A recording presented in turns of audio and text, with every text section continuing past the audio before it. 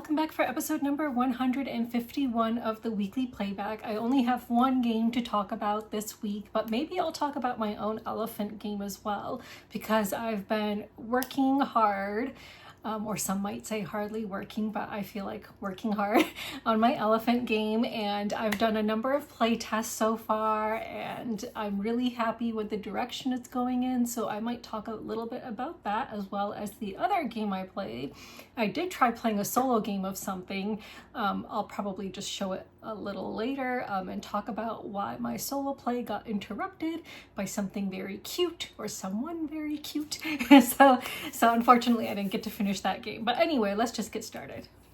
Let's talk about deep regrets. Now, deep regrets, or as I like to call it, deep regrets, because I feel like regrets goes more with the artwork of this game as well. And if you don't know what regrets is, it's like from a tattoo that went wrong that someone tried to make. So anyway, so Deep Regrets is a 2025 game for 1 to 5 players, designed by Judson Cohen, and the art is done by Judson Cohen, and it's published by Tetex Games. Now, I do not own this game, so I played with a friend's copy, and I played a 3-player game of it, and I really enjoyed it. It's a push your luck game. So I'm just going to rely a lot on photographs that I took during my play to talk about this. But basically, you are going fishing in the deep sea, and I guess actually let me just read the story behind it because it's kind of a little bit interesting. So the synopsis is, Deep Regrets is an unfortunate fishing game about pulling progressively more horrifying things out of the ocean.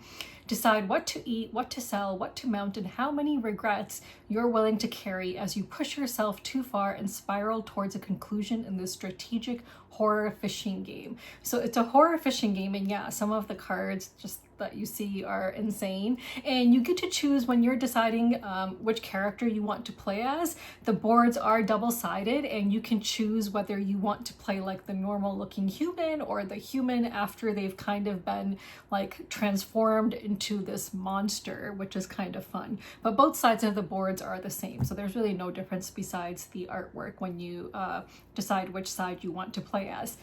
So basically, on your turn, well, I guess I'll talk about components first. So each person is going to start with a board, as I'll show here. So you'll see that I played with the character Burp. And at the top of the board, you're going to see 3 sections, slots, where you can put some fish that you have caught that you can mount.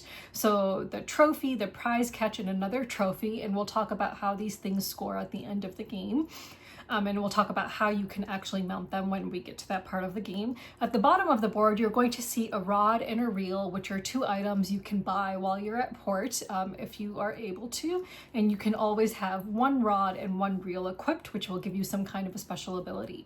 Everyone starts with 1 lifeboat and a can of worms.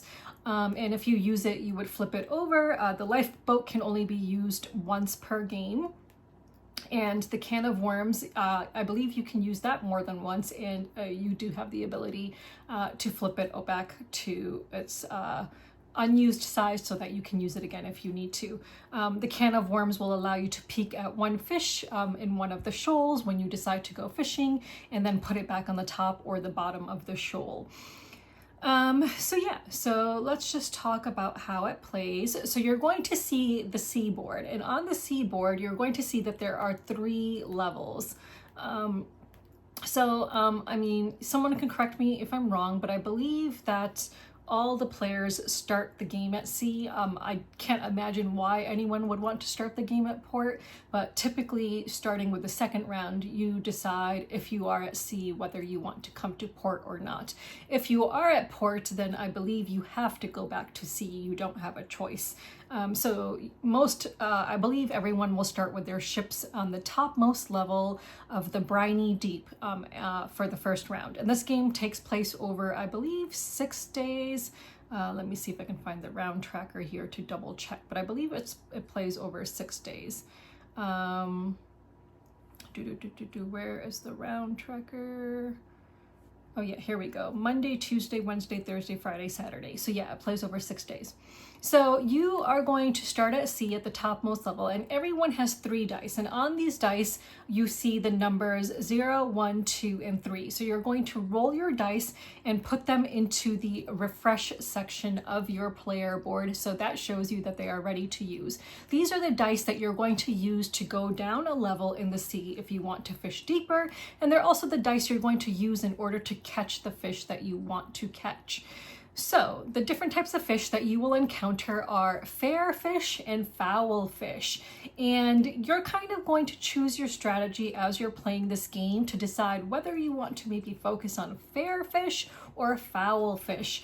And some of these fish, as you will see, as you catch them, if you catch them, you will have to do something that the card will tell you to immediately do. So for example, in this picture, there's a blue ringed octopus. So if I wanted to catch this blue ringed octopus, you can see that it has a catch value of 2, which means there's like a cat here on my lip. So in order to catch this blue ringed octopus, I have to spend a value of 2 from my dice. Sometimes dice will tell you that it must be caught with exactly 1 or 2 dice. And this blue ringed octopus says must be caught with exactly 2 dice. If you overspend, you do not get change. So if I had 2 of my dice showing values of 1, then great, I have not overspent and I'm able to catch this blue ringed octopus. However, if I have 1 die showing a value of like 3 and another showing a value of 1 and I really want to catch this octopus for some reason, well then too bad, I'm not going to get change. So you don't have to catch something though. So let's suppose it's my turn and I decide I want to cast. So first, you can spend a die to go down a deeper level. So if I go down a level, you have to spend 1 die for that. And it doesn't matter if the die says 1 or 2, you can only go down 1 level. And you would have to spend another die if you want to go down even a deeper level. Then you cast, that's when you reveal the top card of a shoal. So a shoal is like, there's 3 shoals in each level.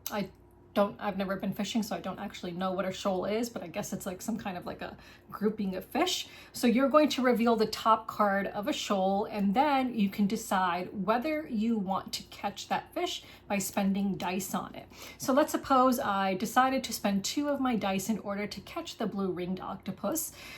Then the immediate thing that triggers, it says re-roll all of your fresh dice. So if I have any fresh dice left over, now I can re-roll all of them. And I would add this thing that I just caught to my play area, and you keep them face down unless there is something that tells you that it must stay face up. So like for example, early on in the game, I caught an orca.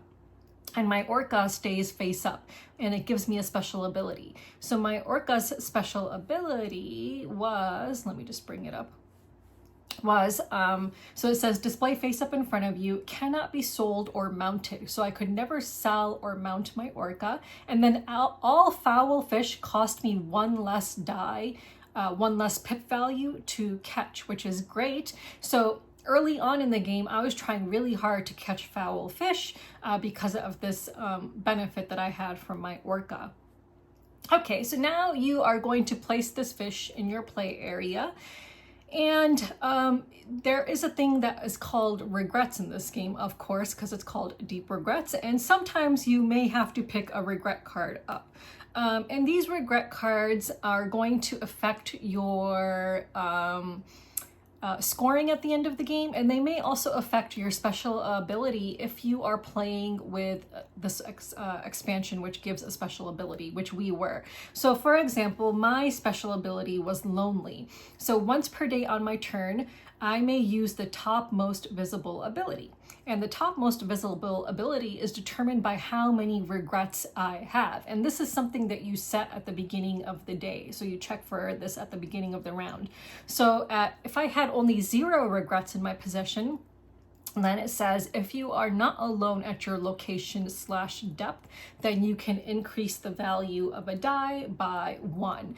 If I had 1 to 6 regrets, then it says, if you are not alone at your location/depth, then increase a die by 2 pips.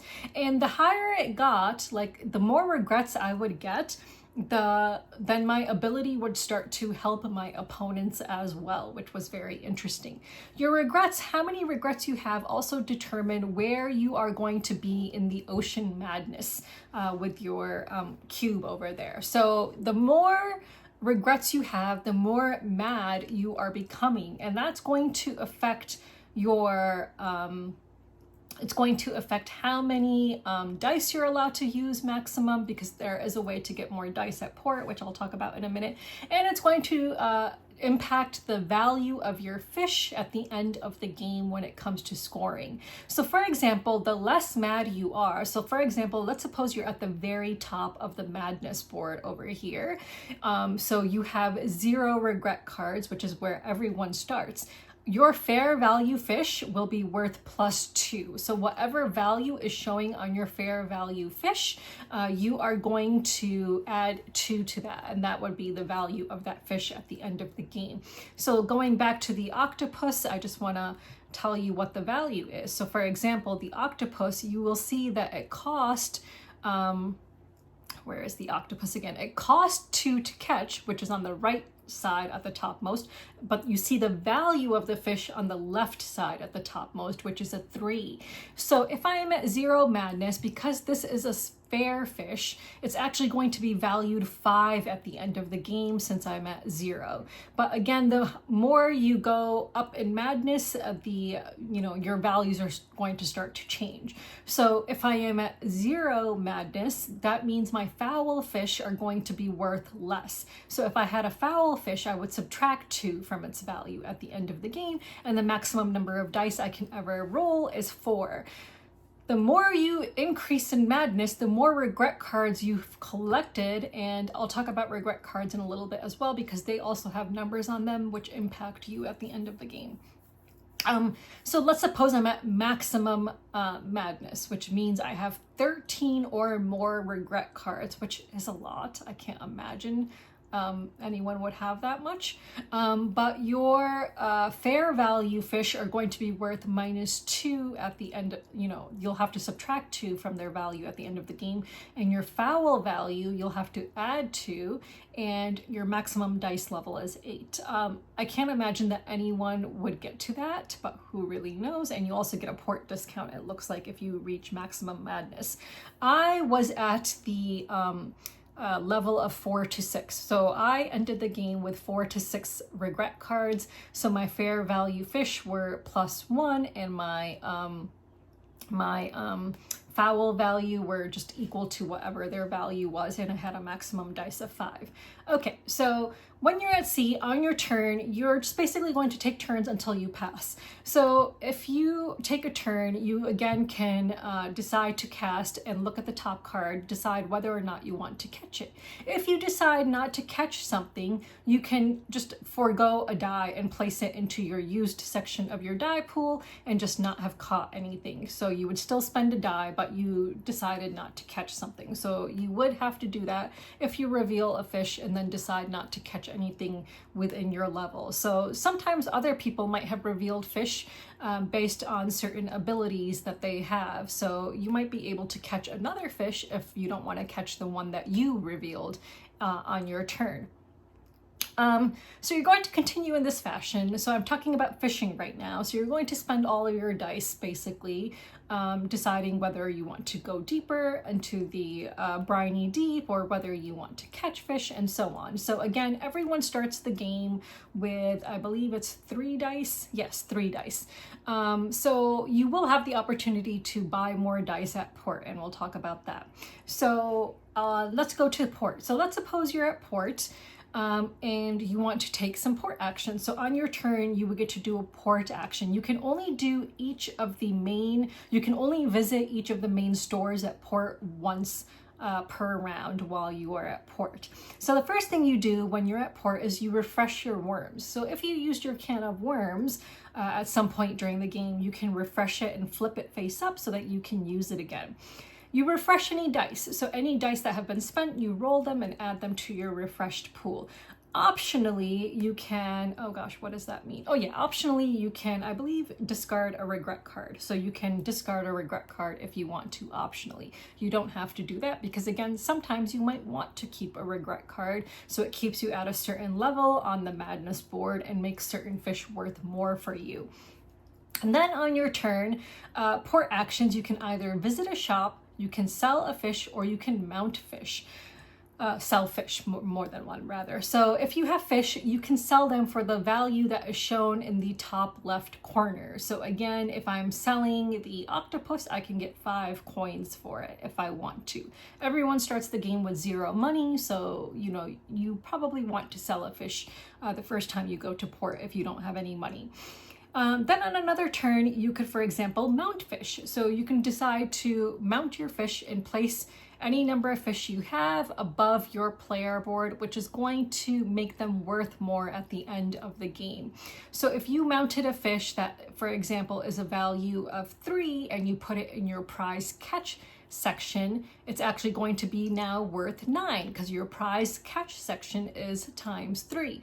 But you are going to modify the value of the fish before you do the multiplier here, depending again on your madness level. So that's something you have to keep in mind. So we talked about sell fish and mount fish. So the other thing you can do is visit a shop. So again, you can only visit each shop once per round while you are at port. So you can go to a rod shop and you can spend $1 to get the topmost card, or you can spend $3 to draw 3 and keep 1, or you can spend $5 to draw 5 and keep 2. So rods are special abilities that will help you throughout the game, and for any cards that you don't keep, they just get shuffled back into the entire deck, so you reshuffle the entire deck. Reels, similarly, are going to give you a special ability. So again, you can spend 1 to take 1, you can spend 3 to draw 3 and keep 1, or you can spend 5 to draw 5 and keep 2. Supply shop, same thing, you can spend 1 for 1 and so on. So again, these are items that will help you throughout the game.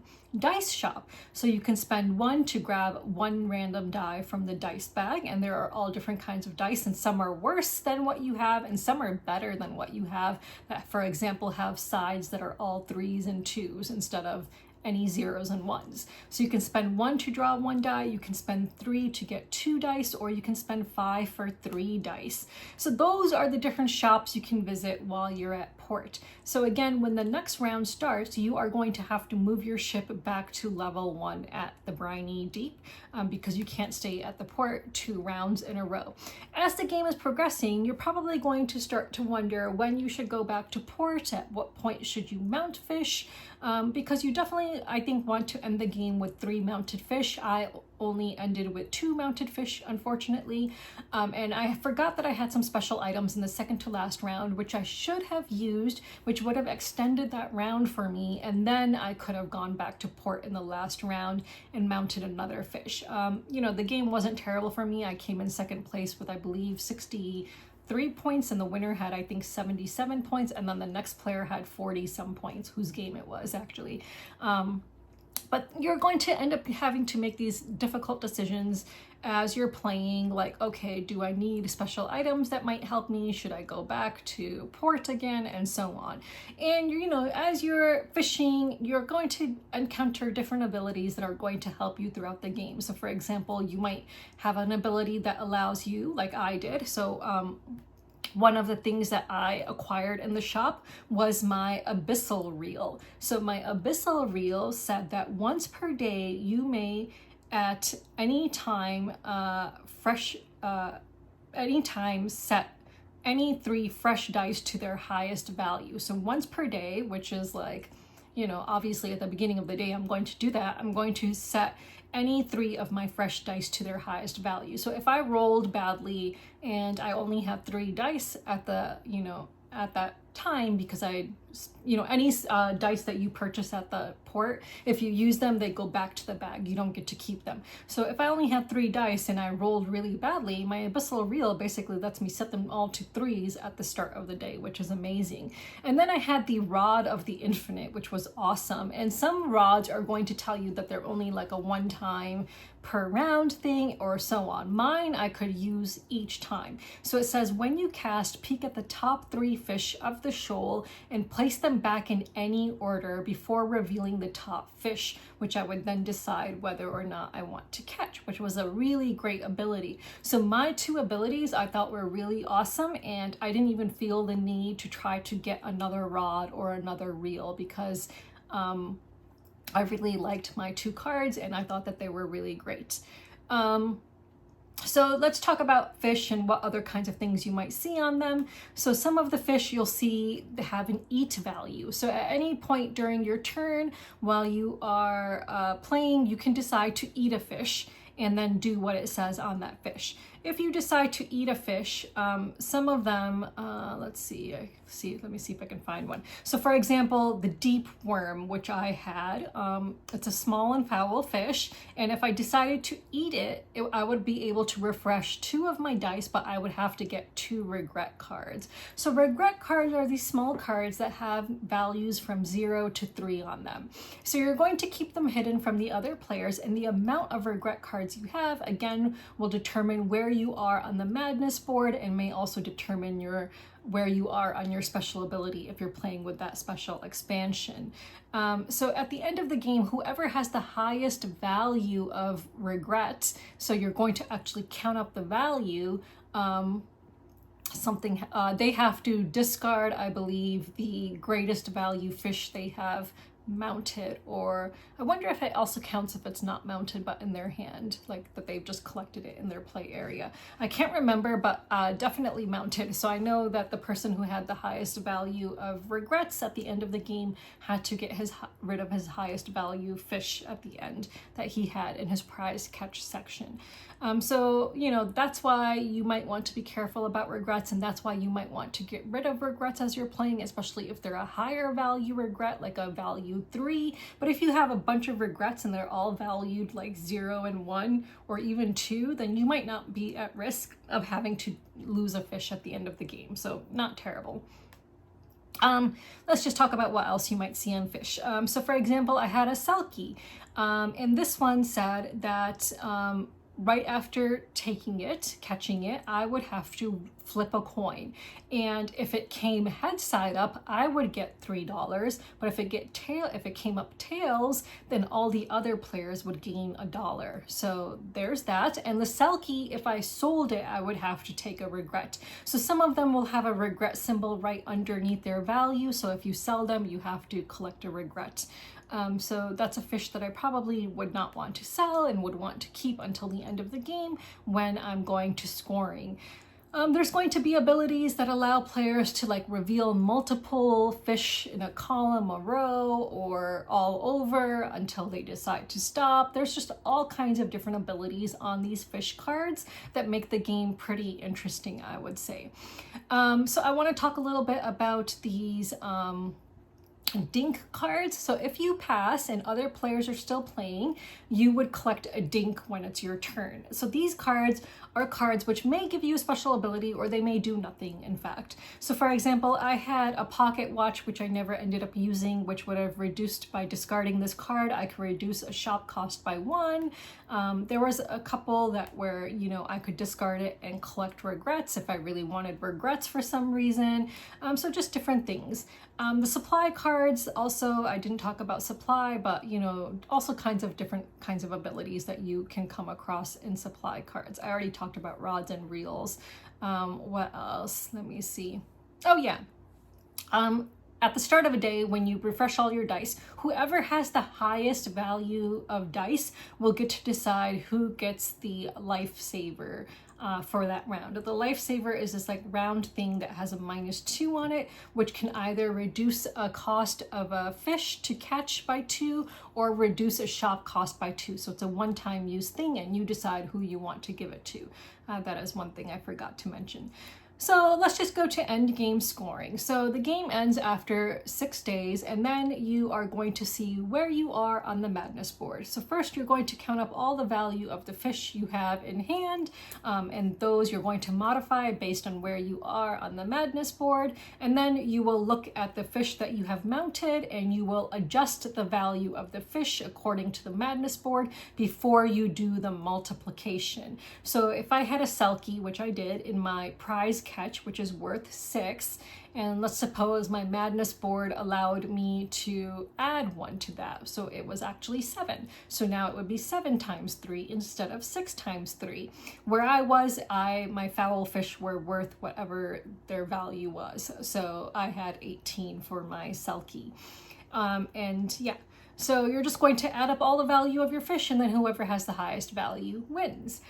So yeah, so that is Deep Regrets, or Deep Regrets. So really fun game. Like, I really thought, you know, based on the reviews I had read, because I was really tempted to buy this game at one point when Millennium Games had it in stock, and then I really went back and forth. Like, I oscillated on this decision for a long time. Like, do I want it? Do I not want it? Some reviews were like, no, it's too luck dependent. Some were like, you know, it's just too much like push your luck. Like, it is a push your luck game. Like, that's what it is. It is very much a push your luck game with a little bit of set collection. But I really think that, you know, based on my one play of this, that it does not feel like luck is really going to help one person more than any other person, or hurt one person any more than one other person. Like, it feels really balanced in all the cards and all the kinds of things that different players encounter. So it really doesn't feel like you are at a disadvantage at any one point, even if something unlucky happens to you, because you only know it's a matter of time before something lucky happens to you or something unlucky happens to someone else. Like, it's a very balanced luck based game. So yeah, so I really enjoyed it. And if you enjoy push your luck games and you enjoy really interesting artwork with interesting things to look at, then I would definitely recommend Deep Regrets. I know that they just had a Kickstarter for an expansion that just finished recently, so I don't know if they'll have late pledges, but if this sounds like something you're interested in, then maybe check it out, because it is, I would say it's a pretty fun game. Since 2 of my friends already own this game, I'm not going to feel inclined to purchase it myself, I think, because you know, I'm not a fisher, and the fishing theme isn't something that typically appeals to me. But out of all the fishing games I've ever played, this is probably the one I would go for. You know, number one, again, I'm not a fisher, and I'm just, the fishing theme in general just does not appeal to me. But if I had to play a fishing game, this is the one I would definitely want to play. Like, it was a lot of fun, I would say. And the artwork is just really cool. It's just really fun to look at all the weird monsters that are, you know, lurking at the depths of the sea. So yeah, so that was Deep Regrets. And if that sounds like something you're interested in, then you should check it out. So let's move on.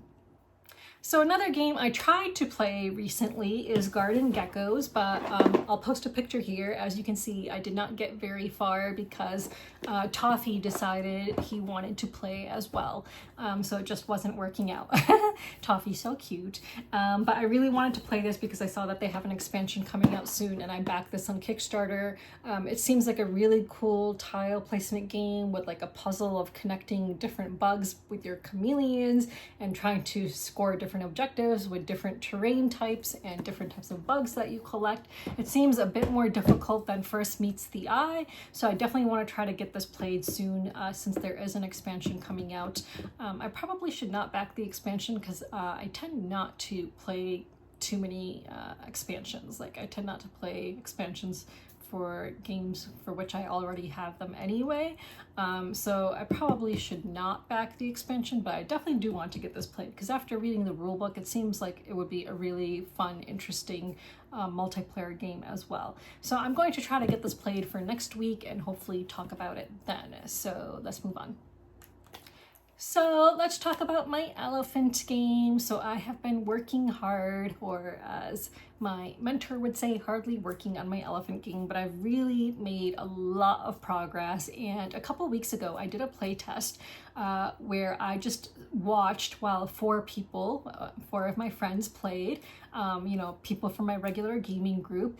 And at the end of the play test, it was really great because one of my friends said that out of all the games she's played this year, this would be in her top 25% of games that she's played and that she would want to play again. And this is a prototype we're talking about that is not nice to look at. Like, this is like index cards with like little stamps of elephant heads, since I wanted some kind of artwork to look at. So all the elephant cards, where I just took an elephant stamp and just, you know, that was the art on the cards, and mostly just words. You know, I tried to make the main board look a little bit nice with stickers and stuff, but overall just not a very, you know, aesthetically pleasing game. But still, she said it was in her top 25% of games she's played this year so far. So that made me so happy. So I'm just tweaking things on my game right now. And eventually it will be up on Tabletop Simulator.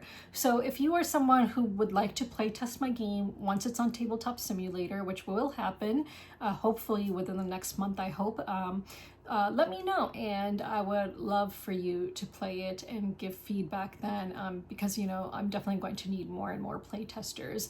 I really want it to be in a condition where I can really pitch it to publishers at Essen, since last year my favorite publisher met with me and they wanted me to have it on Tabletop Simulator for them by January, but that just didn't happen because I just did not feel ready for that to, you know, happen. Like, I just was not ready to put it on Tabletop Simulator yet. So I feel like I'm really getting there. So hopefully this Essen I will really be able to pitch it to publishers, and yeah, if anyone, you know, will accept, or, you know, if I can get like an appointment or a meeting with different publishers to pitch my game, that would be amazing.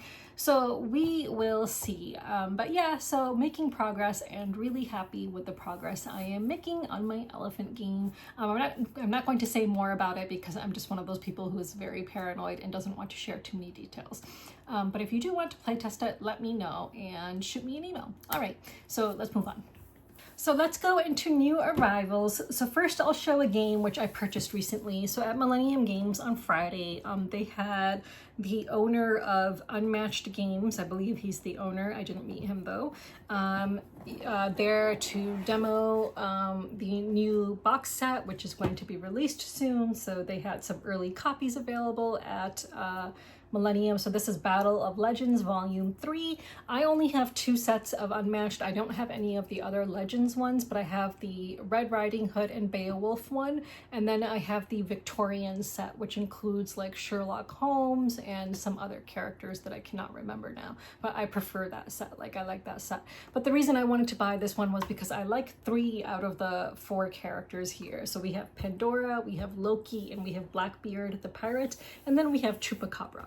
So I was like, yeah, it would be cool to get a couple more characters to play with. And this one, I believe, comes with the board that shows Venice on one side, very colorful, and then Santa's Workshop. And I'm really curious what Santa's Workshop has to do with these characters. Like, maybe because of Pandora? I don't know. Weird. I thought that was a bit weird. But I didn't open these cards yet because I could not actually get them open when I was unboxing this last night. But just like... yeah, let me see. Actually, maybe I can get it now. Okay, so here are some of the Loki cards. I guess I can show you Loki. So yeah, this is the back of the Loki card. And then here are the fronts of the cards. So if you've ever played Unmatched, it's like kind of like a skirmish game where you are going to be moving your miniature around on this board and trying to basically attack your opponent. And each character has like a life dial, which you're going to be keeping track of your points and so on. Is it points or your life points? I can't remember. It's been a very long time since I've played. But let me just show you some of the miniatures and then I will go to the next game. So this is Blackbeard. Like, that's really nice. This is the Chupacabra. Is it? It's not. Oh, there we go. Okay. This is Pandora. Yeah, very nice. I don't paint minis because I just do not have the patience or the time. And this is Loki. So yeah, very cool. Yeah, and this is like the inside of the box, so you can see it, like different sections for each of the cards, and underneath the cards is where you keep the dial for that character, and if they have any extra special tokens, then there's a spot for the extra tokens. So yeah, so that is Unmatched. So this is a game that I picked up, that I purchased at Millennium Games on Friday. And then my review copy, so I covered Shallow Sea, which you can see behind me, for its Kickstarter, and I received my production copy of it. And with that also came the expansion. And I will say that the expansion box is so pretty. Like, I wish that this was the cover of the main box. Like, look at how amazing that is. Like, oh, I love the turtle. I love the turtle more than the clownfish. So I really wish that this were the main artwork for the box. But this is the main box. And then it's very full if you put in all of the expansion stuff in here too. Like, very, very full. So here is the bag of all the different coral tiles that you'll see. This is the expansion board, the nesting board, and then here are the individual player boards. The insert is nice, so it includes these inserts for all the different wildlife tiles. So the main box came with 2 of these big ones, and then the expansion included 1 as well. So, oh, I guess they're all actually the same size. They're actually the same size. So the main box came with 2 of these, and the expansion one came with another one. And I don't know which one is the expansion one now, but one of these has mostly tiles from the expansion, while the other one has mostly tiles from the base game, but I don't remember which is which now. Here's a bag with all the different fish in it. All the different colored fish. Yeah. Clownfish. I think the green one is left. Yeah. And then there's a couple coral pieces, which I actually stuck in this bag. And I don't remember what this bag is supposed to be used for. No, not coral. What do you call it? Seashells. So seashell pieces, and then there's a whole bunch of other kinds of stuff that is mostly related to the expansion. So you have like these little turtle eggs. We've got some of these are from the base game and some are from the expansion. Like the turtles are from the expansion, and the other big items are from like a mini expansion, I think. Here are some tiles that came, coral tiles that came with the expansion. So you can see like this part, which is different from it is in the regular game. And then we have these turtle tiles, which go with the expansion as well. So yeah, so I'm really looking forward to playing this. Some other stuff that came with the expansion, and then just a bunch of cards. Yeah, so I can show you the different cards. So yeah, so this is like a really good like Cascadia-like game. So if you enjoy games like Cascadia, then you would definitely enjoy this game. I haven't played Cascadia in forever, but I remember playing this game and I remember that I enjoyed it a lot and thought it was just a really, really good puzzle. So I'm really looking forward to playing this again with my production copy. So yeah, so that arrived. And those are my new arrivals recently, so nothing else to show, so let's move on. So I won't have an animal story to share every week, but I have one this week. So my cats like to go into the garage sometimes and just hang out there. So I'll open the door that leads from my main house into the garage for them, and they'll hang out in there. And the reason that they like to go in the garage is because I guess that chipmunks tend to come into my garage. So I know that I have chipmunks living in my crawl space, because during the winter time I can kind of hear them in the crawl space, and I've never bothered to go in and make sure or check what kind of animal it is, but I'm pretty sure at this point that it's chipmunks now, based on the fact that you know, I've tried sealing up holes that I've seen in various parts leading from outside my house to inside my house, and you know, whatever animal it is gets through the holes that I'm trying to seal up. And I've even tried to use concrete and they've managed to get through that. But yeah, I'm pretty sure it's chipmunks because I've now rescued a couple of chipmunks from Zaytoon that he's caught in the garage. One time he killed a chipmunk. It was too late for that poor chipmunk. But there was another time he caught a chipmunk, which I managed to rescue and put outside, but this time he caught a chipmunk, and this chipmunk, when I managed to get it from him, it was injured, and it was so cute. So it was like, you know, it had like a bite from Zaytoon, but it wasn't like dead. It was still breathing, just in pain. You could tell he was in pain. So I decided to take him, and I took him to my bathroom, and I you know, was trying to clean his wound and put some cold water on it. So I like, you know, wet a cloth and I with cold water and was like dabbing it on his wound, and then I wrapped him up and like put him in like kind of like, I just made him look like a little, like, you know, like he was like in a little burrito or something. Just wrapped him up a little bit and left him on my bathroom counter, closed the door, and I was going into the garage and then to get this terrarium that I keep for emergencies like this, for mice or small animals that my cats might catch in my house and that I'm trying to rescue or, you know, heal back to health if they're injured. So I've done that with mice before. So if the mice seem really rattled, sometimes my cat will find mice in my basement. I know my house probably sounds like it's infested now, but it's really not bad. Like my main living areas have no animals in them. It's just my basement and my crawl space and my garage. So Toffee will sometimes go into the garage and catch mice, and then I will, if they're alive, I'll try to put them into this terrarium for a little bit and just kind of make sure that they're okay before I decide to release them. And if it's hot, I'll release them. Like if it's a summer month, I'll release them outside. Otherwise, I actually just release them back into my basement.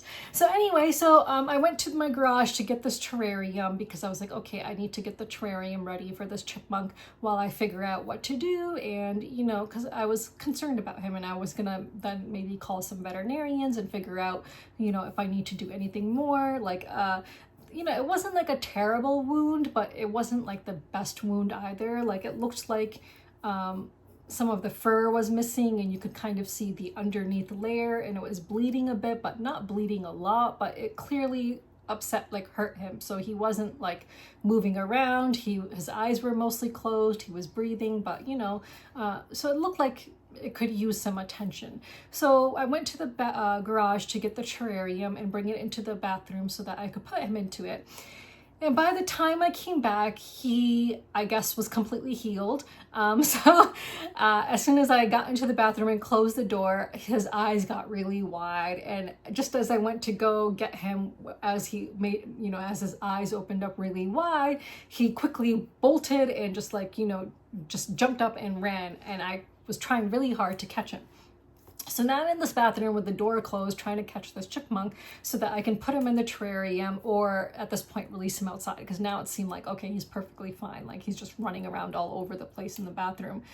Oh my God, it was really hard, but I finally managed to catch him. But he bit really hard into my left pointer finger. Like I'm talking about really, really hard. Like he stuck his front teeth into my finger and was not letting go. So at this point, I have a chipmunk that's hanging onto my finger and my finger is bleeding all over the place. Like he stuck his teeth into it really hard. It was really painful, and there's blood just like coming down my hands, dripping onto the floor, dripping onto him. Like I was just like, there was just blood getting everywhere, and I was trying so hard to get him to release his jaws, and it was just really, really hard and really, really painful. So finally I had to use my other hand and like pry open his jaws, which he finally did. And then the main concern was getting my bleeding to stop. So it took a little bit of time, like I would say like maybe like an hour or more for the bleeding to stop, but like it, you know, and I bandaged it up and everything.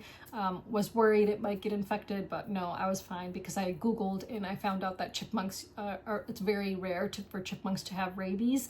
So I decided not to go to urgent care or anything like that in the end, because chipmunks are so small. So if they were ever bit by a rabid animal, they would die. That's what Google searches told me. So anyway, so after bandaging up my finger and everything, I was able to then catch him, put him in the terrarium, and then release him outside. So I just used the terrarium as transport to put him outside, because God knows at this point I didn't want to try holding him again.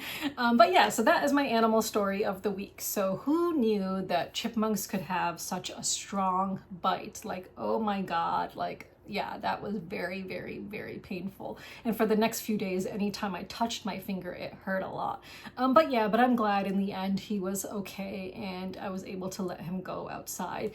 So yeah, so my little Zaytuni, he is a little killer. He is the one that catches these chipmunks in the garage and yeah, and then brings him inside my house. Maybe I should just stop letting him go in the garage, but at this point, if I don't let my cats go into the garage at least once per day, they will sit there meowing their heads off.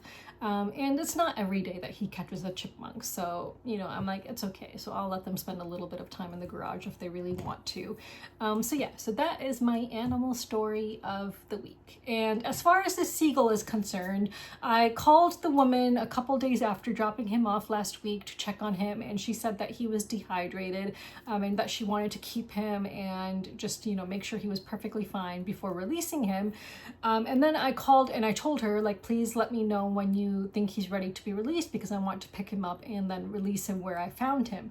And she said, yeah, of course. But she has not called me. And so I called her a few days after that and left her a message, no response. And she never returned any of my other calls, and she doesn't answer if I call. So I don't know if she's just like, you know, just stop bothering me. Like, I'm helping this animal. Like, that's enough. I don't know what her deal is. So all I can do is hope that the seagull, you know, is fine and getting nursed back to health, and that, or he was nursed back to health and then released, because the woman just never got back in touch with me. So unfortunately, I did not get to release the seagull where I found him. Maybe I'll try calling her like tomorrow, but at this point it's been over a week and I'm imagining that the seagull was fine and that she decided to just release him herself. Like, that's my guess. I don't know.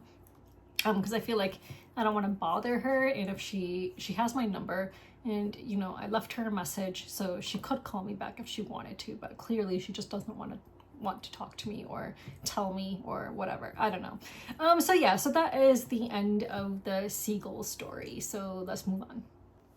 So for this week's fiction book club, we are reading The Free People's Village by Sim Kern, and we were supposed to read chapters 6 through 10 for this week. So for those of you who don't know, this is the same author as Genocide Bad, which we're currently reading and finishing up in the nonfiction book club. So I feel like we're almost done with that. It'll just be like one more week and we'll be done with that. So for this week, we were supposed to read chapters 6 through 10, and in these chapters, we learn more about Maddie's background, and we learn more about Rad and Fish and so on.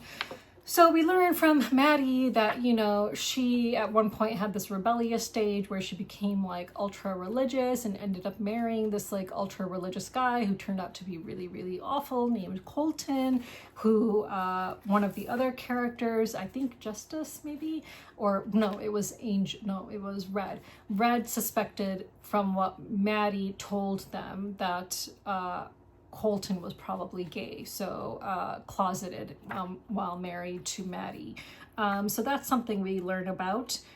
We learn about Fish and his parents, so his dad and his stepmom, and how they're really wealthy and how they are able to game the carbon credit system. So just like true to life, it's the ultra wealthy who are able to find loopholes and find ways to game the system to their own advantage and not actually give a shit about the impact it's having on everyone, everything around them. So we see that in this book, whereas I'm pretty sure, as we're going to learn, that poor people cannot do that. Like when she's visiting Fish's parents, and they're like, you know, they have the AC on during the hottest part of the day in this humongous house. And she's like, how do you have enough carbon credits for that? And they're like, oh yeah, we get carbon credits from this and this and this and blah, blah, blah, blah, blah. And it's like, wow, it's like really not different from life right now as it is in the US, where wealthy people can game the system. And it's the poorer people who are always left struggling and trying to just get by and figure things out. We learn that Red has a twin brother, Angel, and Angel is getting deployed because they're in the army. He's in the army and he's going to be sent off somewhere. I don't think we learn where, so I am curious about which country the US is at war with in this book. But yeah, but that's basically it. I think Fish is still an asshole. You know, I think, so far it's good. Just more background story, and we're just starting to get a little bit more into the carbon swap, carbon credit system, and learn more about that. So yeah, you know, the way that the chapters are split up, it's like, you know, some of the chapters have to do with this one day, so you're dealing with like 1 hour at a time. So, you know, the chapter will say, oh, like from, like, for example, let me find one. So the flashback chapters will be like December 2019, but then you come back to present day and it's like 10:30 p.m., August 14th, 2020. So that's chapter 9. And then for chapter 10, what time is it? Let's see. I wonder if that's another flashback. Yeah, so chapter 10 is 2005 to 2018. And then when we get back to chapter 11, which we're going to read for next week, it's 11:30 p.m., August 14th, 2020. So just curious, you know, I just kind of enjoy that. I enjoy the fact that the chapters that are focusing on the present day are going at a pace where we can kind of really imagine it happening as we're reading it. So it's, you know, because it's like an hour at a time or something like that. Reminds me of the TV show that I watched a few months ago called The Pit, which is about an emergency room in a hospital, and each episode is a separate hour within the same day. Very interesting. So yeah, so far very interesting. Curious where this is going. Still kind of getting background information, so I hope that we start getting more into a plot where things get more exciting and pick up. So for next week, please read chapters 11 through 15. Yeah, and that will bring us to the end of part 1 actually. Then the following time we can start part 2, which is called The Free People's Village. So just finish up part 1, which goes up to the end of page 100 for next time. And let me know your thoughts in the comments below, and if you are enjoying it so far. So that was Fiction Book Club. So let's move on. So for this week's nonfiction book club, we were supposed to read chapter 9, Jews Are Entitled to Palestine. So in this chapter, and again, this book is called Genocide Bad by Sim Kern, and we are almost finished. Like, we will be finishing up this book for next time. So in this chapter, you know, Sim is going over the claim that Jews are indigenous to Palestine and hence entitled to Palestine because apparently the Bible promised it to them. So in this chapter, we see that, you know, actually they are not indigenous to Palestine, and the Bible didn't actually promise it to them. So very interesting. The author writes that Zionists treat the Bible as either a property deed or a history book. And the Bible, as we've seen from reading this and other books, that the Bible is taught in Israel as though it's a history book, not as though it's a religious text that may have stuff made up in it. The author writes, other Zionists point to imperial legal documents to prove the validity of their nation states. And they write that these magical pieces of paper with ink on them that justify a century of massacring Palestinians and seizing their land for the Zionists. So for Zionists, you know, these magical pieces of paper, you know, to them justify this genocide that they are committing. So the author describes how the term indigenous came to be and what it actually means. And the author writes that Zionists rebranded themselves from colonizers to indigenous people. So when they first arrived in Palestine, you know, they were colonizers, but then in order to justify all the massacres, not that it's justifiable for any reason, you know, it's not justifiable if a legal document tells you it's okay, it's not justifiable if a religious text tells you it's okay. Massacres and genocide and killing people is never justifiable. So that's something that people need to learn. But the author talks about how, you know, the Zionists would use religious texts and these documents to justify what they're doing. So, so the author says that an Israeli historian, Shlomo Sand, said that neither Abraham, the father of the nation, nor Moses, its first great prophet, were born in the land. Instead, they migrated there from elsewhere. So Abraham was a Babylonian born in modern-day Iraq. And it says that Abraham stays in Canaan, modern-day Palestine, for all of 4 verses in the Bible before moving on to Egypt because there was a famine in Canaan. How do you pronounce it? Canaan? So the author says there is no archaeological or historical evidence that Jews were ever enslaved in Egypt. So not only were Jews not from Canaan, but they also did not intermarry with the local indigenous population of Palestine when they actually did go there. So it says Jacob then left Canaan, married his cousins Leah and Rachel, who were not Canaanites, and sired 12 sons and a daughter. So 11 of whom constituted the eponymous fathers of the tribes of Israel, and were all born in a different land. In Deuteronomy, Moses would again issue instructions to the Hebrews not to intermarry with any of the locals in Canaan. It says the Israelites are strangers in their own promised land. So the author says that, the character of God promises this land to Moses on Mount Sinai, while the Jews are wandering in the desert between Egypt and Canaan for 40 years in an area that can be crossed on foot in a matter of weeks. That's really funny.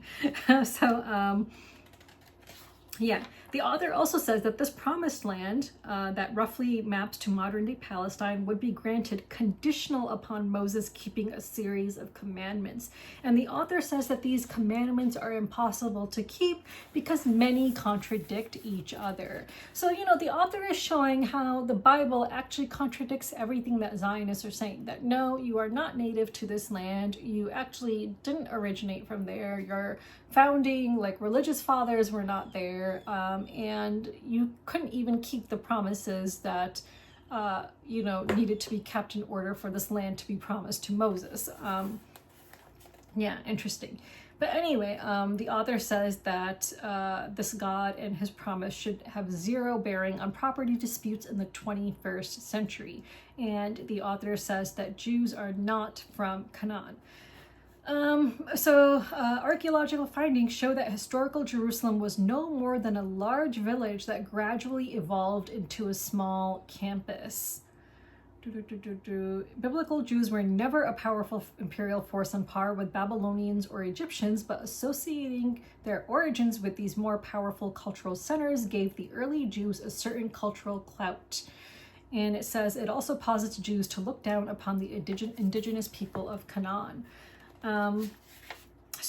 The author just goes on, continuing to talk about the Bible and what the Bible says and how it goes against all the claims that Zionists are making today, saying that the Bible promised them this, the Bible promised them that, and they're the chosen people and blah, blah, blah, blah, blah, and that's why this land is theirs. Even if the Bible were true, even if this stuff could be proven in history, which it's shown here that it's proven to be untrue, but even if it were true, that does not give you the right to come in and remove a people who've been living there for thousands of years and exterminate them and claim the land as your own. Anyone can then just say, oh, I have this religious text here and I'm gonna say it's 4,000 years old and it promises me all of Latin America. So sorry, get the hell out. Now Latin America's ours because this text promises it to us. This is insanity, just insanity. The author talks about how in even the Bible, there's a whole story about, how it's a God-given right to genocide certain people and blah, blah, blah. It's just insane. So again, the author says, archaeological evidence is conclusive that the Hebrew colonization of Canaan described in Exodus and Joshua did not happen. So again, Shlomo Sand says, disgusted by living in, he said, I wish to resign and cease considering myself a Jew.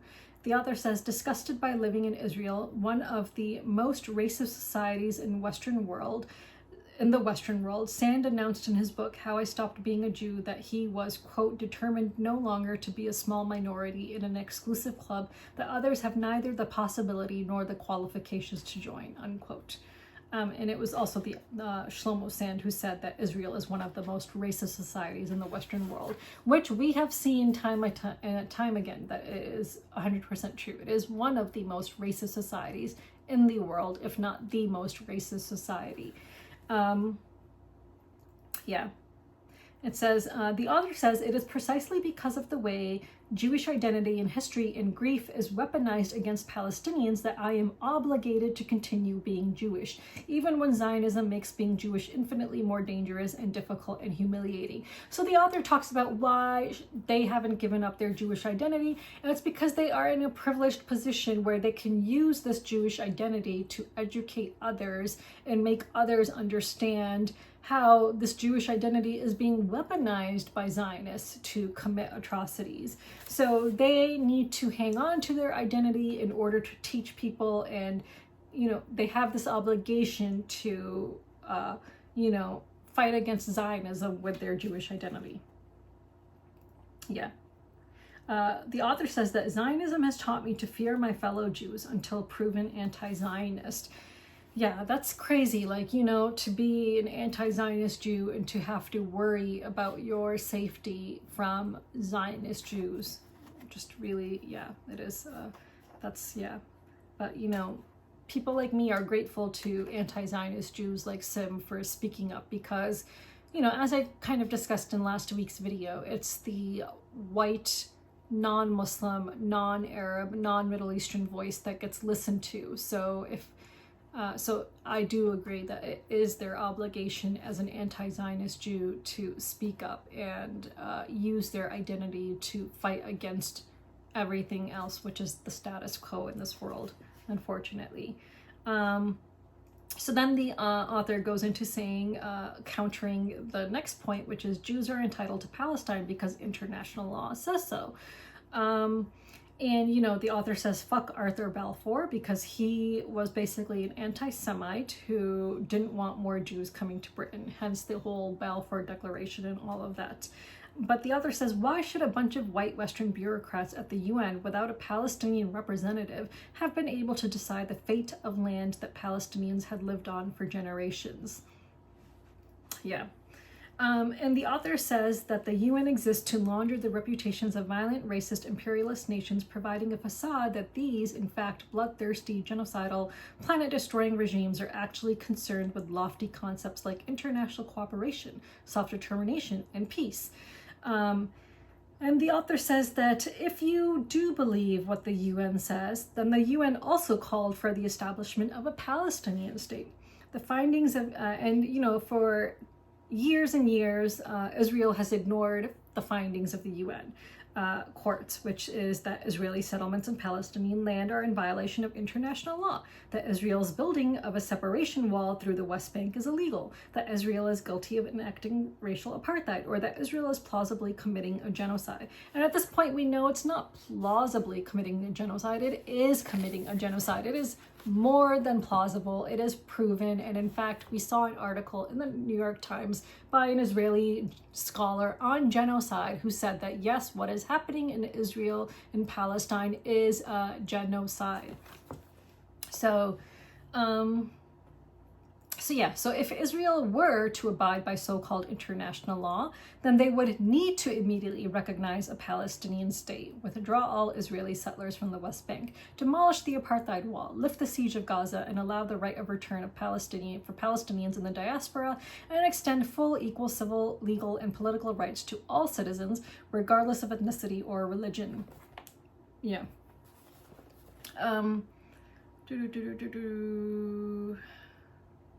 Yeah. So the author wrote that most Zionists I've encountered dismiss the notion of abiding by such basic tenets of international law as absurdly radical and unworkable, like insanity. Yeah, so again, the author now goes on to counter the point that Jews are entitled to Palestine because Jews are indigenous to Palestine. So first the author was looking at the claims that the Bible supposedly allows them to make, which are untrue again. And now indigeneity is defined by this author, and the author talks about the difference between colonizer and indigenous. So indigeneity, I can't even pronounce this word, indigeneity, is commonly misdefined as referring simply to the people who are from some bit of land. But set the clock back far enough and no one is from 6 of the Earth's continents. So Zionists want to stop the clock for determining indigeneity. I'm just going to keep on saying that word like that because I hope I'm pronouncing it correctly, but I could very well be pronouncing it wrong, at a very precise moment in biblical myth. After the Babylonian Abraham and Egyptian Moses came to Canaan and colonized it, events that did not happen. But before the destruction of the Second Temple and mass expulsion of Jews, an event that also did not happen. So yeah, the author says, imagine what chaos we would unleash upon the world if we started honoring millennia-old property claims, right? Like insanity. And the author gives an example of like what would happen if they decided, based on, you know, who their great-great-great-grandparents were, that they have a right to go into Norway with an AR-15, you know, pick out a house that they like, hold that gun up to the people living in that house, force them out of their house, and just take over their house and their possessions entirely. Because that is literally what is happening in Palestine and has been happening for over 75 years. And it's happening today. As we speak, there are people who are still being forced out of their homes at gunpoint in Palestine by Israelis. And the Israeli military force, the police, the courts, they all completely allow it. Yeah, and the author says that, you know, this example that they give of what that would, you know, of them going to Norway like that, they say it's a pretty good characterization of how Israel has stolen over 95% of Palestinian land over the past 76 years. And then the author goes on to talk about how Jews don't all trace ancestry to Palestine. Yes, there were Palestinian Jewish communities who had been living in Palestine, but their numbers quickly became overwhelmed by Ashkenazi settlers. And the author says that if there had been a massive migration of Jews from Palestine to Europe in the 1st century, that would show up in the historical record, in coins and pottery and textiles and historical texts, but the evidence just isn't there. So Sand explains, Shlomo Sand again, that many of his critics insist on defining historical Jewry as a people, one unique, exceptional, and immune to comparison. Such a view could be maintained only by providing a mythological image of the exile of a people that ostensibly took place in the 1st century BCE. The author says, so again, this exile never really occurred during this period in question. So for this reason, not even one research-based book has thus been written on the forced uprooting of the Jewish people.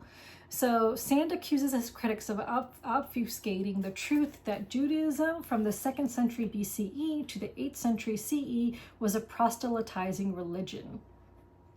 And that Judaism most likely spread throughout Europe, North Africa, and Southwest Asia through conversion. So Jews today are not all one ethnic people or race, which we've again seen in a previous chapter as well, and we've learned how race doesn't actually exist.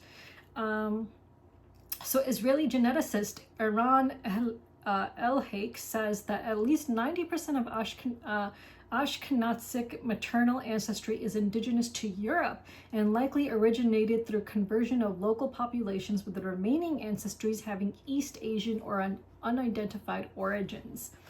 So the author says that all scientific disciplines, but particularly very new ones that people understand, are subject to political pressures. Zionism exerts political pressure on any geneticist, historian, or scholar who can strengthen their supposed ties to Palestine, and will dismiss the work and smear the reputations of any courageous scientists or intellectuals who question its narrative. But again, the author says that no percentage of DNA would give them the right to violently dispossessed people currently living on their land. So now the author talks about the origin of the word indigenous, and this word was created by colonizers to describe the people who were living in the lands that they were colonizing. So it's colonizers who actually came up with the word indigenous. And the first recorded use was in 1588 when an English diplomat used it to describe the Samoyed people of Siberia. Crazy. And then it says that this term begins to appear in more European writings in the 1640s, which is the height of the colonial era. And this is the term that is used to describe the people, flora, and fauna that were living in places that colonizers were colonizing. So the word indigenous has always existed within a binary, a Western framework of colonizer and the indigenous person. One does not exist without the other. So an indigenous person cannot be a colonizer and vice versa. So the author then talks about how these Zionists cannot be indigenous because they are colonizers, but they've of course tried to argue that they are the indigenous people of Palestine, which we've seen again and again is not true.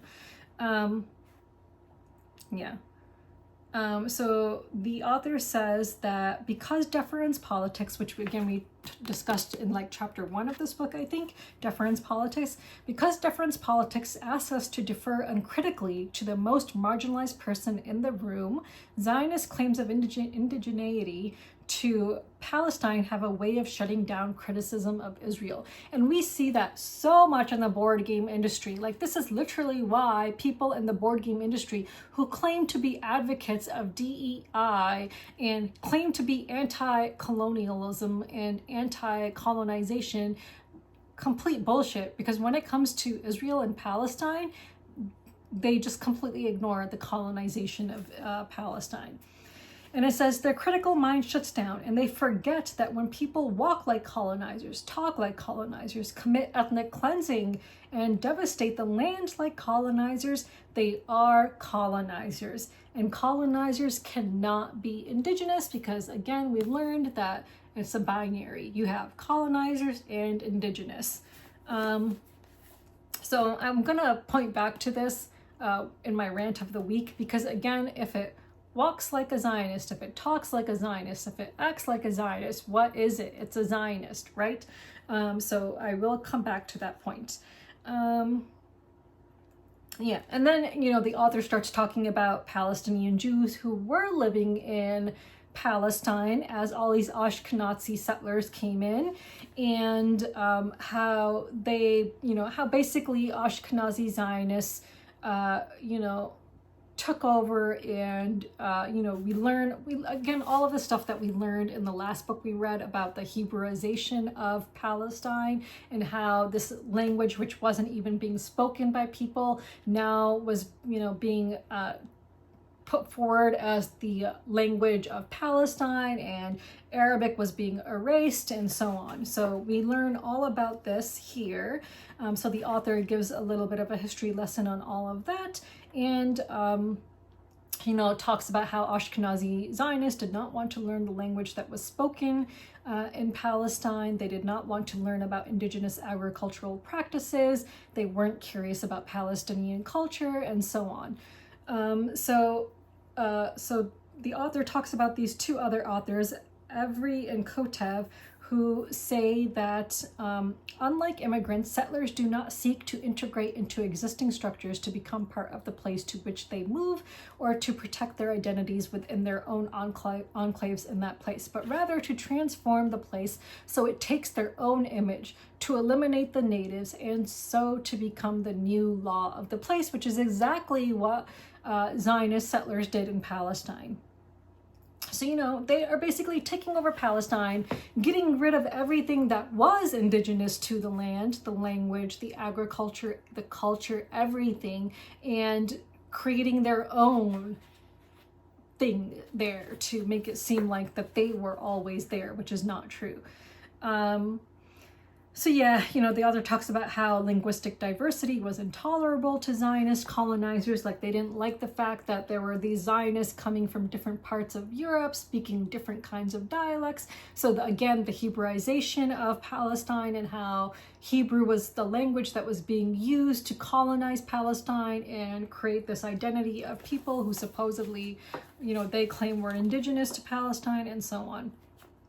One thing that I found really interesting was learning about where the term Mizrahi comes from. So when you talk about Mizrahi Jews, so it says, since the term Arab might foster solidarity between Arab Jews and Arab Muslims, Zionists instead refer to Arab Jews as B'nai Edot HaMizrah, or descendants of the Oriental ethnicities, which was shortened to Mizrahim. So, and it says today that Zionist Mizrahi Jews are deeply offended if you refer to them as Arab Jews today. So instead, they embrace the term Mizrahi, which means Oriental or Easterner, as inherently Eurocentric and an inherently Eurocentric term, as it describes a spatial relationship to Central Europe. Yeah, crazy. Again, the author talks about Hebrew and how it was used as a weapon as Palestine was being colonized. The author says that Palestinian Jews hope to find common cause with other Arabic-speaking Jews settling in Palestine, but British officials, made sure that this did not happen. Arab Jews chose Zionism over their Arab roots in order to cozy up to white supremacy. So essentially, they gave up indigeneity and became settlers themselves. Yeah. Yep. So again, all of that. The author talks about how Israel had a huge impact on the ecology of Palestine. So all the, agricultural crops like carob, hawthorns, oaks, olives, figs, and almonds, were destroyed, and 4 million trees of non-native European species were brought in and planted, which has essentially destroyed the ecosystem of Palestine. Yeah. And, again, the author themselves talks about how if you are indigenous to a land, you don't destroy the agriculture of that land. You would cherish it. The Palestinians cherish their agriculture, which is always being destroyed by Israelis, their olive trees and all these other plants. It's just incredibly sad. There's a really important paragraph on page 192 where the author talks about how indigenous people also wouldn't have broken up the West Bank into 227 distinct Palestinian enclaves surrounded by Jewish settlements. And then, the author talks about how horrible these settlements are and how the Palestinians are treated, and, the Palestinians have trash dumped on them, untreated sewage, and all this horrible stuff that happens to them. Just really, really awful. Yeah. So the author, ends that section with saying Ashkenazi and Mizrahi Zionists alike chose to be colonizers in Palestine, and so they have no standing to claim they are indigenous to the land. And then finally, the last section of this chapter is really important because it talks about how, it talks about the claim that Jews are entitled to Palestine because they were born there, which is not true. Again, so the author talks about how the colonization that's happened in Palestine is in recent memory. So even for those people who were born there, there are people who are born in Israel, and they have, grown up in Israel. So does that mean that they should be kicked out? So firstly, the author talks about how Israel, when people say land back, they're not calling for a genocide. But Zionists will always claim that the Palestinians want to genocide them because that's what they're doing. Every accusation is a confession. But no, it's not. They do not want to genocide the Israelis. They just want their land back and they want their homes back. Yeah. So it says Israel will have existed for a mere 77 years by the time of this book's publication, whereas meanwhile Israeli settlers have been stealing land from Palestinians as recently as yesterday, which is true. So it says, there's Palestinian Nakba survivors and their descendants who still carry the front door keys to their homes that were stolen in 1948 or 1967. So the author says that, so at the very least, Israeli settlers, and yes, their children, need to give back the homes that they stole within living memory. And at the very least, all the settlements in the West Bank built since 1967 in violation of international law must be abandoned by Israeli Jews and the land returned to Palestinians. Having to give back a stolen house is not ethnic cleansing.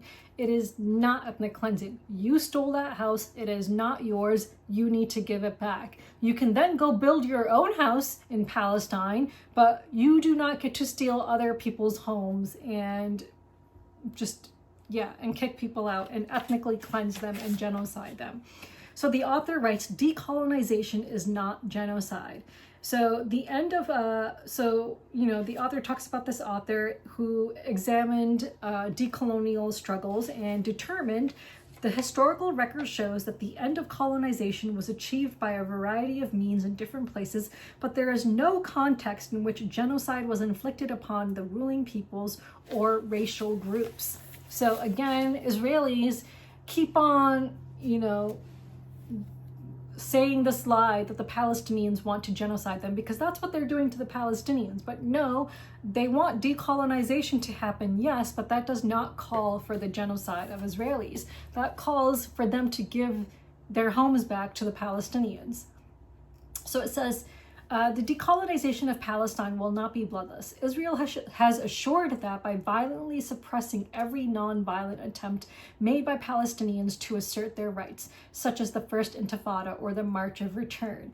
But the decolonization of Palestine will not entail the genocide of Israeli Jews. So again, whatever was taken from Palestinians in living memory needs to go back. And again, we're talking about living memory here. There are people alive today, Palestinians alive today, who, had their homes stolen from them during the Nakba. So we are talking about living memory here. We are not talking about centuries ago. We are talking about recent history here. We are talking, again, as the author says, about yesterday, because this is still happening. So those homes need to be given back to Palestinians. The author says that genocide, apartheid, border walls, and ethnic cleansing, these are all colonial machinery. So, if the Palestinians were to start engaging in the same things that the Israeli Zionists are doing right now, then they themselves would become an imperial power. But they have no desire to become an imperial power. They just want their homes back. An interesting quote was here, Franz Fanon talks about how the black man is enslaved by his inferiority and the white man is enslaved by his superiority. The author says, Martin Luther King Jr. Says that true liberation in Palestine and Sudan, is it Martin Luther King? Who's saying this? Jaffer. This is an author called Hasnan Jaffer. So Hasnan Jaffer concludes, true liberation in Palestine and Sudan and Congo, it doesn't just free the oppressed from their chains, it frees the oppressor from the need to wield those chains, freeing Zionists from the weight of that hatred and fear. So the author says, this author, Sim Kern, wouldn't it be nice to free yourself of the weighty cognitive dissonance required to convince yourself that genocide is justified, right? So again, the author says that, just like, so Israeli Jews are not entitled to keep living on land and in houses that they or their parents stole from Palestinians within the last century, and they are not entitled to an apartheid ethno-state. So we cannot untangle our lineages and try to plug people back into homelands that some of their ancestors may or may not have inhabited thousands of years ago. And the author ends this section by saying, if you're committed to principles like equality and justice, then nobody gets an ethno-state. 100%. I mean, we are living in a multicultural world, which I know many people these days don't want to live in. They would prefer to keep with their own skin color people and their people who practice their own religion. And because they, have a sense of superiority because they're white or they're Christian or whatever. But no, the world is not the same as it was 1,000 years ago, and no one should have an ethno-state. Like at this point in today's, you know, history, and like we are creating history as we are living every day, and the world has evolved from what it was, and no one should be entitled to an ethno-state anymore because the world has come so far from what it was 1,000 years ago. We have planes that can instantly, you know, over the course of a few hours take a person from one continent to another. You know, we are in a world that is multicultural and multi-ethnic, and it should reflect that. You know, governments should understand that. Anyway, so really interesting chapter, again, disproving all the claims that Jews make, which they believe entitles them to Palestine, and which they use to justify the genocide that they are committing. So let me know what you found to be most interesting from the reading in the comments below. And for next time, let's just finish this book. So start from page 199 and read up until the end. So yeah, because we can definitely finish it. So from 199 to the end, which is page 214. So yes, so please finish this book and we will then decide what we want to read next. So let me know in the comments below as well whether you would like to continue with a book about Palestine or you want to move on to something else. Like a few weeks ago, someone suggested that maybe we learn about Iran, which I would be happy for us to do, because again, there, you know, are so many misconceptions about Iran. People think it's a dangerous country and so on. So I would love to dispel those myths about Iran as well. So let me know if you would like to learn about Iran next, or whether you want to continue learning about Palestine and Zionism. So also let me know that in the comments below. So let's move on. So in this week's rant of the week, I want to talk about a tweet that Eric Lang made on Blue Sky, rather. So not a tweet, but you know what I mean. So Eric Lang recently, there was the Spiel des Jahres Awards, as board gamers might know, and Eric, so the game Endeavor won one of the awards at this awards ceremony. So a prestigious board game award, of course, right? And then Eric Lang posted on his Blue Sky. So he said, where is it? Yeah, so he posted 2 out of 3 wrong, par for the course. Congrats to all the winners, particularly my dear friends at Burnt Island for Endeavor getting the well-deserved Kenner Spiel des Jahres. Y'all killed it. So here he is referring to his dear friends at Burnt Island Games for winning this award. So am I surprised that back in 2021, when I outed the owners of Burnt Island Games as being the Zionists that they are, that Eric Lang then blocked me and everyone followed suit and engaged in this, engaged in all the harassment and bullying I dealt with back then, and calling me dangerous and calling me crazy and all these other things because I outed their dear friend as being a fucking Zionist. And there is no hiding it anymore. Zionism is colonialism. Zionism is apartheid. Zionism is racism. Zionism is everything bad. Zionism is genocide. This is what Zionism stands for. And back in 2021, Helena Kappel, the owner of Burnt Island Games and Kids Table Board Gaming, took issue with me saying the words Palestinian lives matter. So when I posted a screenshot of Eric Lang's statement on Blue Sky recently, and I said that, so I posted, you can read my Blue Sky tweet here. So I said, what did I say? Let me find my tweet. Oh yeah. If you're promoting games published by Zionists like Burnt Island Games, Kids Table Board Gaming, then you're on the wrong fucking side of history.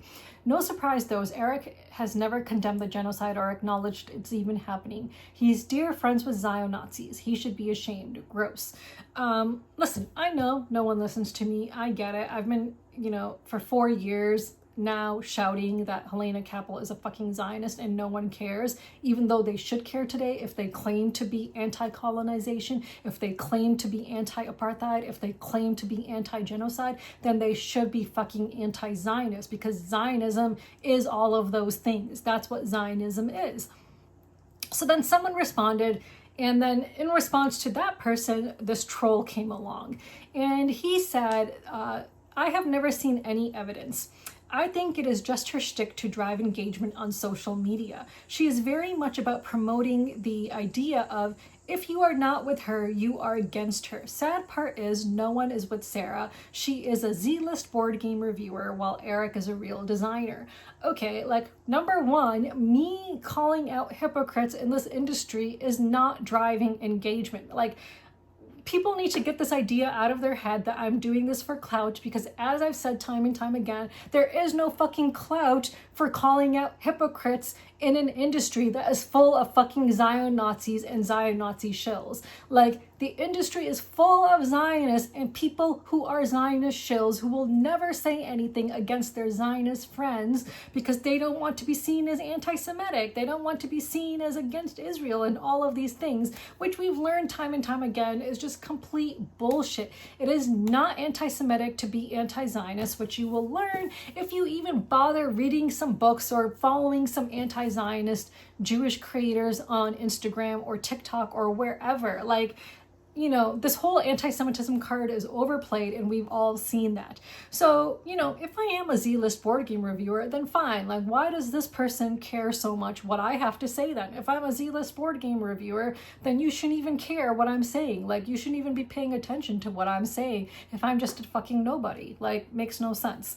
So then I said, that Helena Cappel doesn't like people saying Palestinian lives matter, which is 100% true. She doesn't like that. And she took issue with me saying Palestinian lives matter and other people saying that phrase back in 2021. So I said, what kind of a person takes issue with a phrase like that when Palestinians are being killed?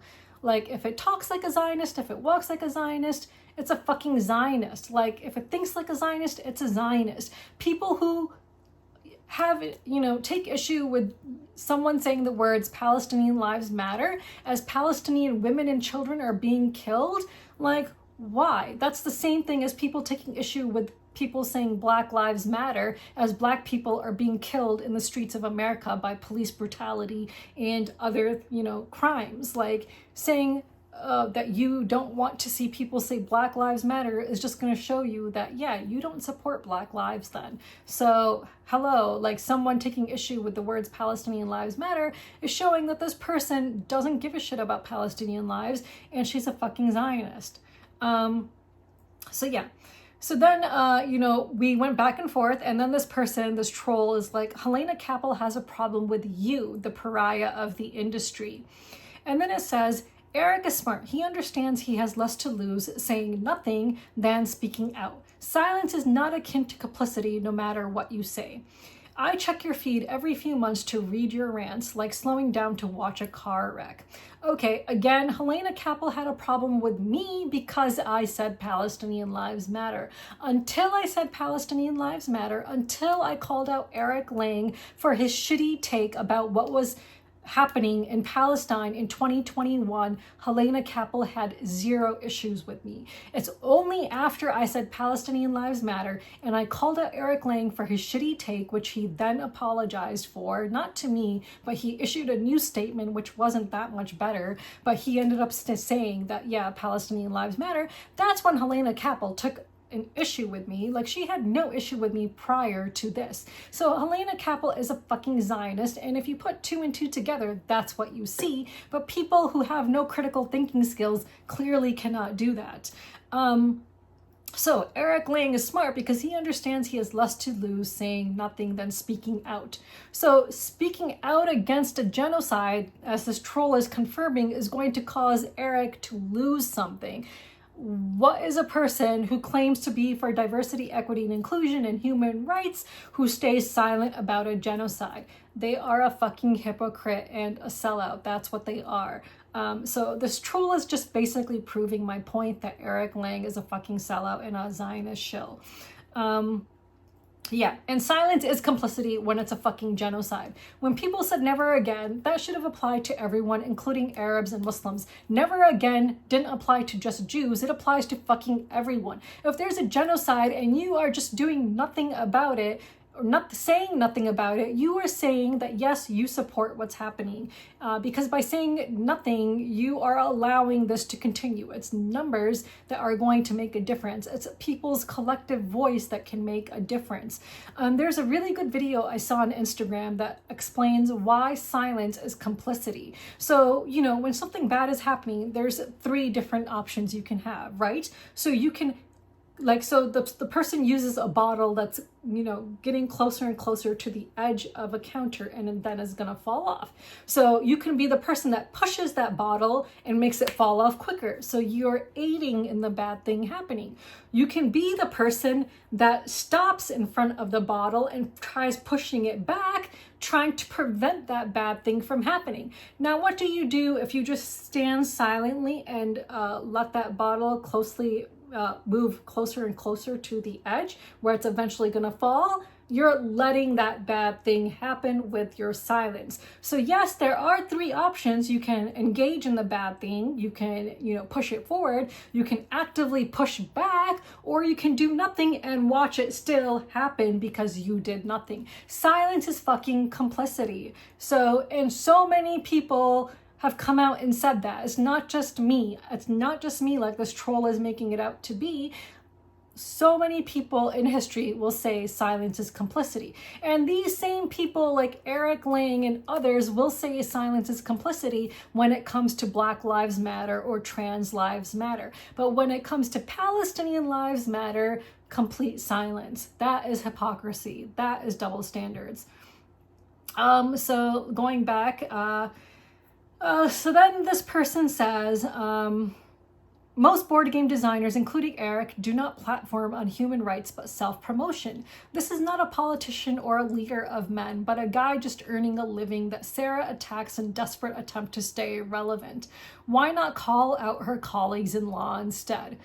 Number 1, you don't know whether or not I'm calling out my colleagues in law. Like, hello, you don't follow everything I post, and I do call out politicians. I do call out other figures besides those in the board game industry. But because I'm a content creator making a video about board games, trying to make people in the board game industry realize that yes, there is a problem here. Like all of you people who care to claim about human rights but actually are silent about this genocide, like you are part of the problem. Like I'm trying to raise awareness about a problem within this industry that claims to be progressive, that claims to be about diversity, equity, and inclusion, and is clearly not. That's why I'm focusing on board game designers, because I'm a content creator in this space. If I were attending a law convention, then I might, speak out about people in law who are, hypocrites and supporting Zionism, but I'm not. I'm making videos within the board game space. Hence, my focus is going to be on those who are in the board game space. And Eric is not just someone who is doing self-promotion. You can find countless tweets and posts on Facebook advocating for human rights, advocating for different things in politics and so on. Like, he has very much made a platform based on all of this. So you cannot say that Eric Lang has not made a platform based on his stance on certain issues with respect to human rights or politics. He has very much so done that. Like, there's like a billion examples of that. I don't even need to show you them. You can find them so easily. All you need to do is go on his Facebook profile and scroll just a little bit and you'll come across something. It's really not hard to find that Eric has made a platform on this. And he's gotten a lot of his followers because of taking a stand on certain issues. It's because of his stance on Black Lives Matter and how outspoken he was about that he gained a lot of followers and attention. Prior to that, it was just his board games, but he has very much so become this person who speaks up about these issues.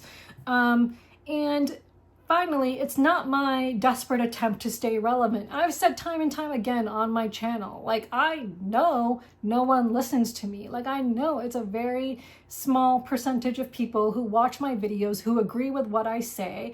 There is no clout to be had in an industry full of Zionists. It's quite the fucking opposite. Like this person, he mentioned again and again in his tweets that I am clout chasing. This is not clout chasing. Like, number one, he doesn't even understand the definition of clout. Clout means to basically gain like influence, to be able to assert your influence over other people.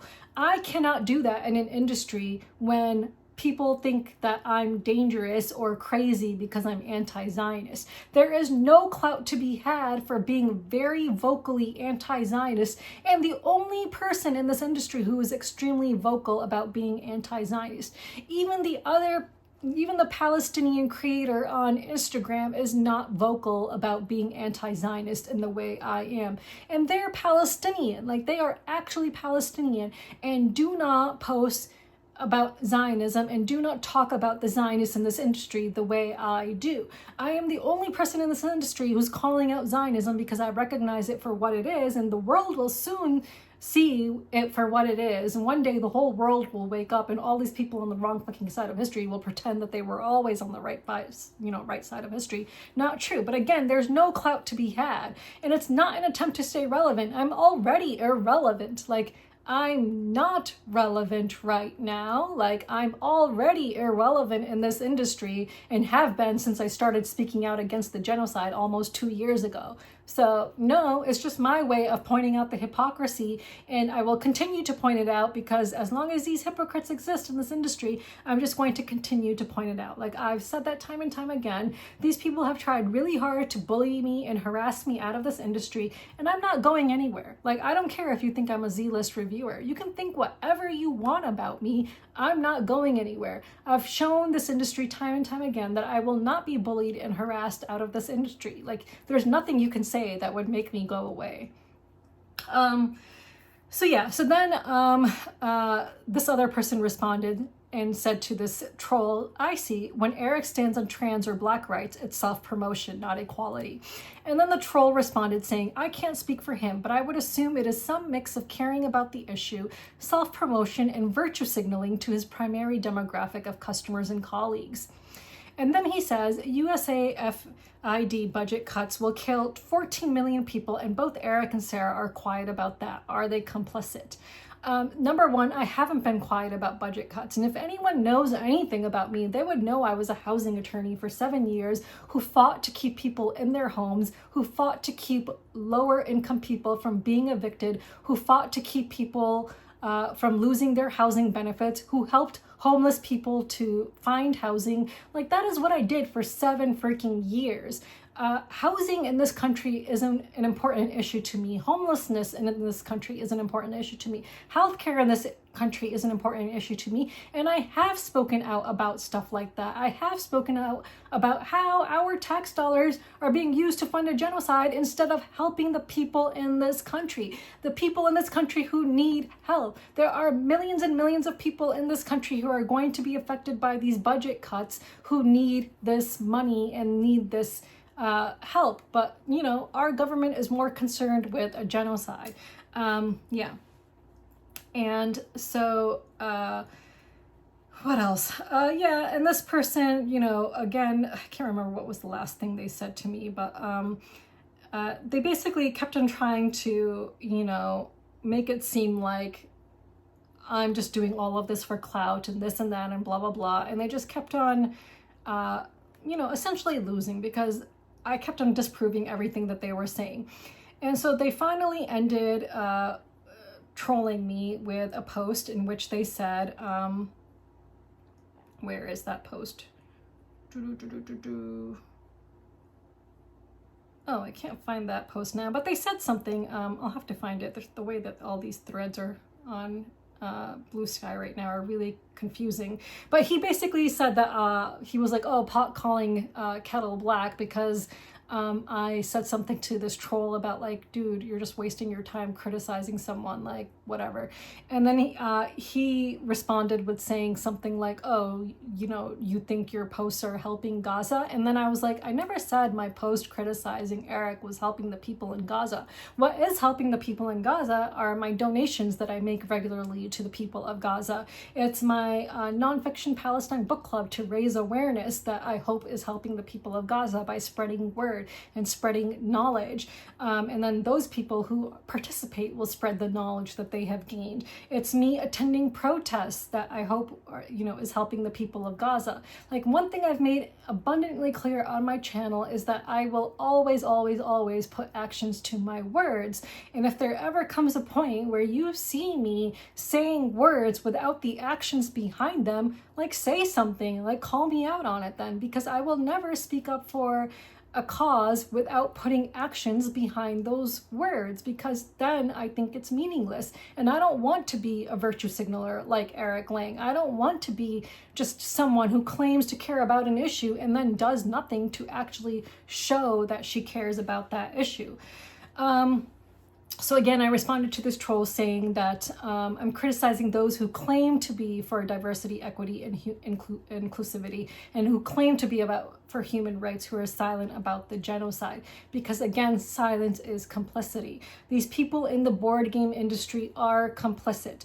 I want to point out a post that this one anti-Zionist Jew who I follow on Instagram made recently, and she actually followed me back, which made me really happy. So Catherine Bogan, who is really awesome, and I recommend that everyone follow her. So she's getting her PhD in like sexuality or something like that. But anyway, she's a very outspoken pro-Palestinian activist and anti-Zionist, and she's Jewish. And then she made a post recently where she said, how long do we think it'll take for all the uncritical celebrities who supported Israel so that they could come across as a friend to the Jews to realize that they are tacitly endorsing genocide just to appease their Zionist colleagues, and now they have blood on their hands. See, it's not just me. There are countless people, pro-Palestinian activists, anti-Zionist Jewish activists, who agree that when you stay quiet and allow your Zionist buddies to say and do whatever, and you continue to befriend these Zionists and support these Zionists, so you can come across as a friend to the Jews, you have blood on your hands. Like, hello, Zionism is apartheid. Zionism is genocide. Zionism is racism. Zionism is everything that is bad. And people in this industry like Eric Lang will openly and proudly declare that they are friends with Zionists. Yes, he has blood on his hands. If you, like Our Family Plays Games, accept sponsorship from Zionists, you have blood on your hands. Our Family Plays Games has blood on their hands for accepting blood money from Zionists. And why do I call it blood money? Because if you are a Zionist, you know, these Zionists very much so support what Israel does. And if you are, you know, in any way connected to Israel and benefiting from what Israel is doing or contributing to what Israel is doing. So like, for example, if Helena Keppel donates money to the IDF, as many Zionists do, if she's donating money to Israel, where is that money coming from? If that money is coming from her board game business, then, and you are buying board games published by Zionists, then you fucking have blood on your hands. Like, you are helping to, you know, for a Zionist to continue supporting this genocide, this apartheid, this racism, and so on. That's why if you support Zionists, you have blood on your hands. If you accept sponsorship from Zionists, you have blood on your hands. And there's no getting around that. And people in this industry control me all they want. I'm not going to shut up. I'm not going to go away. So if any of my haters are watching this, like, you literally cannot say anything to me that would make me silent, because I know I'm on the right side of history. I know I'm in the right here. I know I'm in the right, whereas all the people who claim to be about human rights, who stay silent about the genocide, are in the fucking wrong and are complete hypocrites and sellouts and have double standards when it comes to Muslims and Arabs. So Yeah, so, these trolls can just keep on coming at me. I've said it time and time again. I'm not going away. Like, if you don't know that by now, I don't know what to say to you to make that any more clear to you. Like, I didn't go away when these people tried multiple times in 2021 to bully me and harass me out of this industry. And back in 2021, I was a content creator who was getting a lot of business. Like, if I look at the amount of money I made from overview videos in 2021, it was several $1,000s. I think one year I made around like $10,000 just from my content creation videos, which is not an insignificant amount of money. Since I've been very outspoken against Zionism and genocide, how much money have I made? Like, basically nothing. Like, I've literally made nothing. So, a troll can call me a Z-list reviewer and say that, I'm trying to stay relevant. Like, I already know that in the content creation space, I'm basically irrelevant. Like, nothing you say can hurt me if I already know it and acknowledge it. Like, I don't understand why trolls don't get this. Like, if this troll comes along every few months to watch my content or read my tweets because I'm like a train wreck, then he should know that I've already acknowledged the fact that I've lost countless followers, that I've lost so much business for being outspoken against a genocide.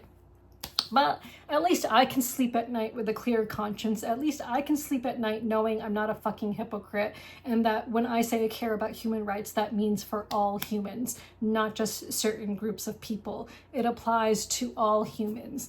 But these people cannot do the same. And all these content creators who stay silent about any issue, there's countless white content creators in this content creation space who will never speak up about any issue, and unless it's entirely safe for them to do so. So if it's entirely safe, they will say Black Lives Matter. But because it's not safe, they will never say Palestinian Lives Matter. Like, when I look at these people, like, sure, they may be getting all the business, they might be getting all the review copies, but at least I can sleep with a clear conscience at night.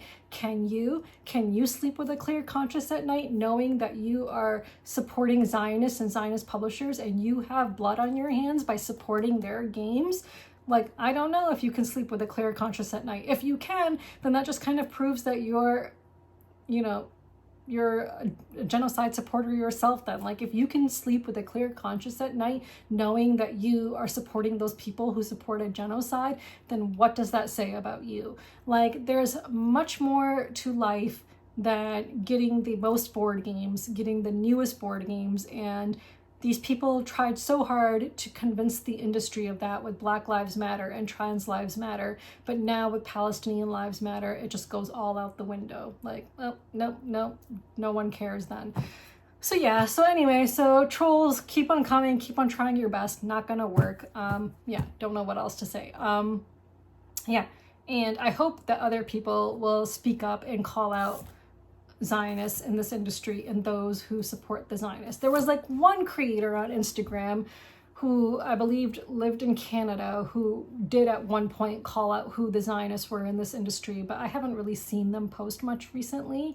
And they're a very small content creator, so I haven't seen them say much recently. And then of course there's that Arab who makes posts on Facebook and has commented numerous times on Eric Lang's posts, only to be ignored by Eric Lang every single time. And going back to a few videos ago where Eric Lang made a post and this Zionist came on his post and started spewing a bunch of garbage, Eric Lang allowed that Zionist comments to remain on his post and did not respond or react in any way. So Eric Lang is actively allowing this garbage to be put onto his own posts and let it stay there so people can read it and be brainwashed by this Zionist propaganda. So Eric Lang is a fucking Zionist shill and a sellout, like, or maybe a Zionist himself. Who the fuck knows? Until he says something, I guess we'll never know. But I think it's pretty clear. The evidence is there and the evidence can speak for itself. So yeah, so fuck all the Zionists in this industry and the Zionist shills. Okay, so that is the rant of the week. So let's move on. This week's question of the week is inspired by Deep Regrets. I want to know, what is your favorite push your luck game? So I think my favorite push your luck game is still going to be Quacks of Quedlinburg, just because of the huge amount of variety you can get in that game, and I like the theme of it as well. So I think my favorite push your luck game will always be Quacks, unless something way better comes along someday, but I don't actually know of too many other push your luck games.